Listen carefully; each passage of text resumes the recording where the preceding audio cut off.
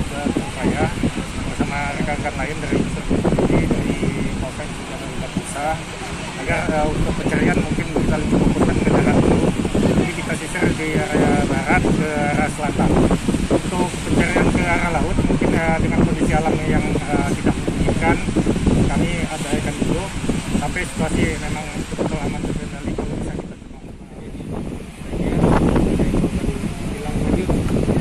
Kita dapat informasi dari masyarakat bahwasannya ada korban ke laut ya.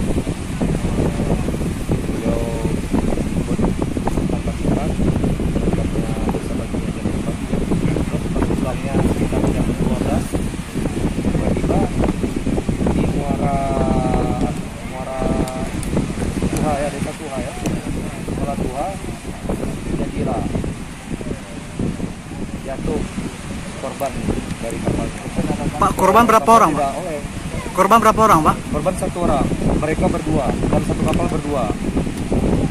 Diinfokan beliau itu kena kemudinya itu terhantam ke badan beliau, makanya jatuh beliau, jadi tidak bisa menyelamatkan diri.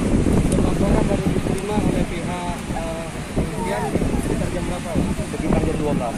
Jam 12. Kejadiannya sekira jam 12 kurang 10. 10 menit dari kejadian baru dapat info. Untuk identitas korban apa sudah diketahui? Identitas korban sudah kita ketahui. Namanya DPP, laporan dasar sudah ada ya, saya laporkan ke Pak Kapolres ya.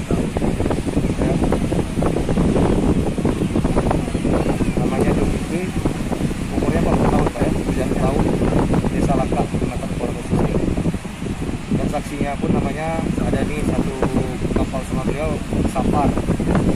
Umurnya kira-kira 45 tahun, kerjaan laut juga, alamat Desa Langkah, Kecamatan Kuala Pesisir, Kabupaten Muara. Jauh kejadian terjadi, apa tindakan dari pihak kepolisian itu? Kerjasama dengan unsur Mustika dan Basarnas, turun BPBD, turun